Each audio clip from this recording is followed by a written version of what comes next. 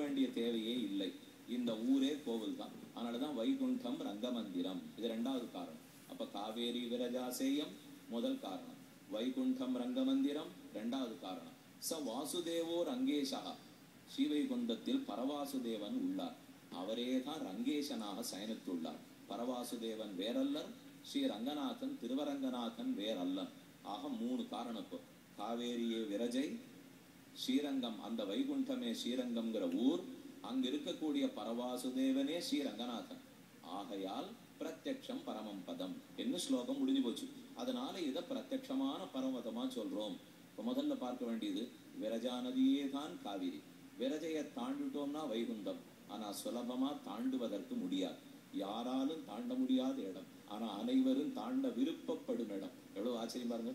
அத்தனை பேரும் தாண்டணும்னு ஆசைப்படுறா, ஆனா ஆறாலையும் சுலபத்துல தாண்டிடுறதுக்கு முடியாது. அந்த இடத்தை தாண்டாதவர்கள் யாருன்னு சொல்றேன். கண்ணனுடைய சரித்திரத்திலே ஒரு கதை நம்ம எல்லாருக்கும் தெரியும்.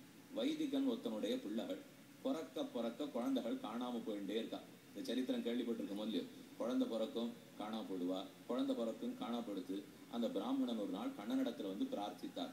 ஏன்னு தெரியல, என்ன பாப்பம் பண்ணேனும், என் மனைவி பிரசவிக்கிறாள், ஆனா உடனே குழந்தைய காணும். அடுத்த பிரசவத்தின் போது நீ தான் வந்து ரட்சித்து கொடுக்கணும். பெருமாள் சரின்னுட்டா. அவளும் பூர்ண கர்ப்பிணி. இன்னும் 4 நாள்ல பிரசவம் நடக்க போறது. அந்த பிராமணன் ஓடி வந்தார், கண்ணா வந்து காப்பாத்துனார். கண்ணன் எழுந்திருந்தார், நான் வரேன்னு. அர்ஜுனன் தடுத்தார். என்ன இந்த சின்ன காரியத்துக்கெல்லாம் போய் தேவரி வரலாமா, நான் போய் பண்ணி கொடுத்துட்டு வரேன்னு வந்தார். பிரசவ அறைய முழுக்க தன்னுடைய அம்பு கூட்டத்தால மூடி விட்டார்.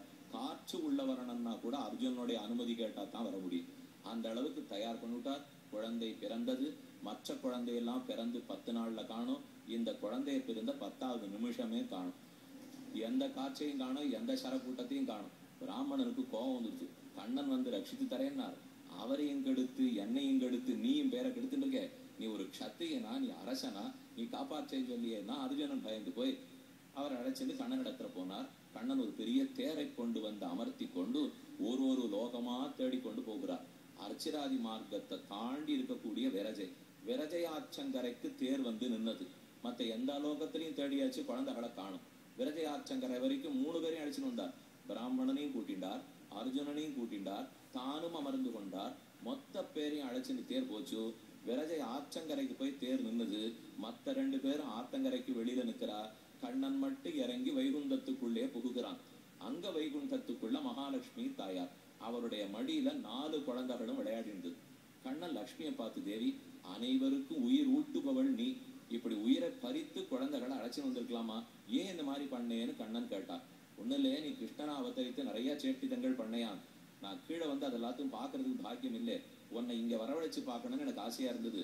அதற்காகத்தான் 4 குழந்தைகளையும் தூக்கிட்டு வந்தேன்னா. இதுக்கு தேவர் இது சொல்லி இருந்தாலே நான் வந்திருப்பேன். இதுக்கு யாரோ ஒருத்தரை போய் இத்தனை பாடுபடுத்திருக்க வேண்டாம் என்று 4 குழந்தைகளையும் கூட்டின்னு வந்தார். ஆனா இந்த கதையிலேருந்து